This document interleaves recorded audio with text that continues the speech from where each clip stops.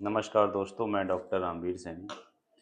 मैं आज आपको ब्लड प्रेशर के बारे में जानकारी दूंगा, जिसे ब्लड प्रेशर हाइपरटेंशन भी कहा जाता है।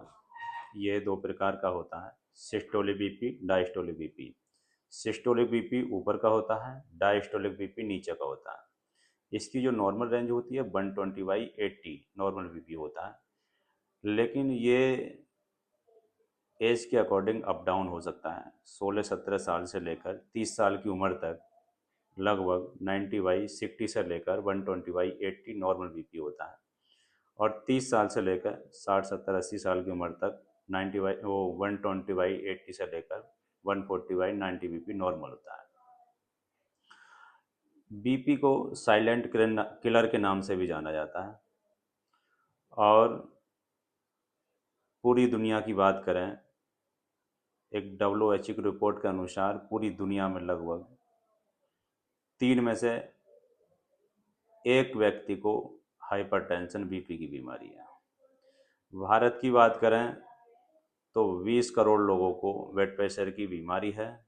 उसमें से बीपी को सिर्फ 2 करोड़ ही कंट्रोल कर पाते हैं, और हर साल 46 लाख लोगों की भारत के अंदर बीपी की बीमारी से मृत्यु हो जाती है।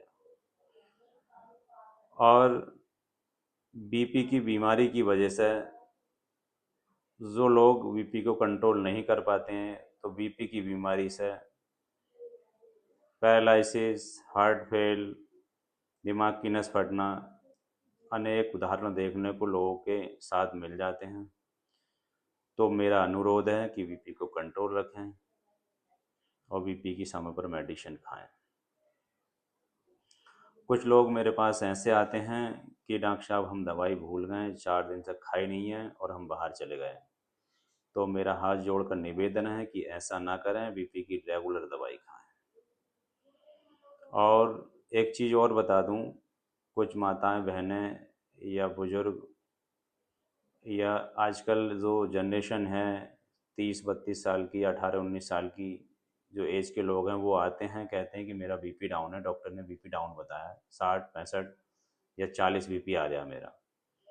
तो मैं बता दूं, बीपी कभी डाउन नहीं होता। जो नॉर्मल पेशेंट है उसे कोई दिक्कत ही नहीं है, तो बीपी डाउन नहीं होता।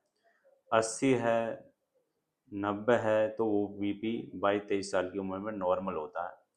अगर किसी को कोई परेशानी है, सर में दर्द, हाथ पैर में दर्द, घबराहट, बेचैनी है, तो वो माइंड से संबंध रखती है, उसकी मेडिसिन लें आप।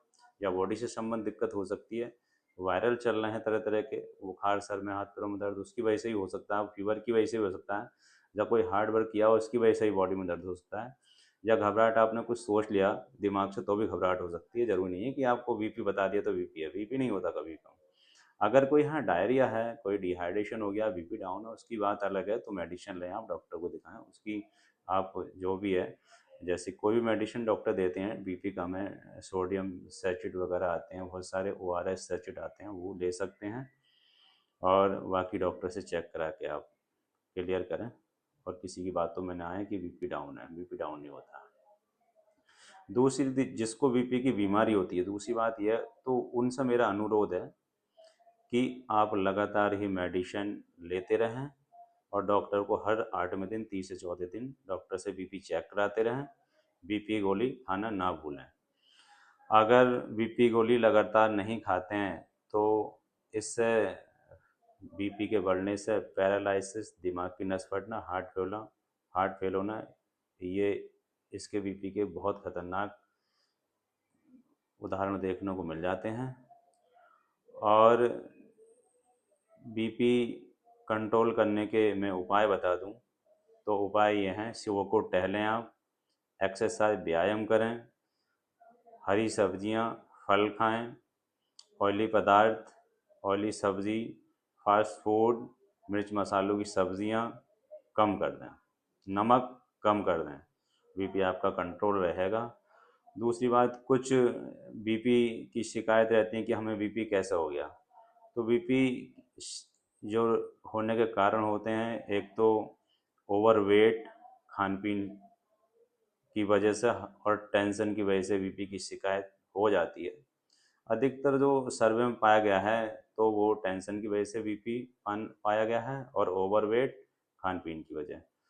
दूसरा ये है कि जेनेटिक मामले भी कुछ देखे जाते हैं, जिसको परिवार में किसी को बीपी चला आता है तो किसी न किसी को बीपी हो जाता है। मेरा अनुरोध है सभी लोगों से कि आप बीपी की मेडिसिन लगातार खाएं, अपना ध्यान रखें, स्वस्थ रहें। धन्यवाद।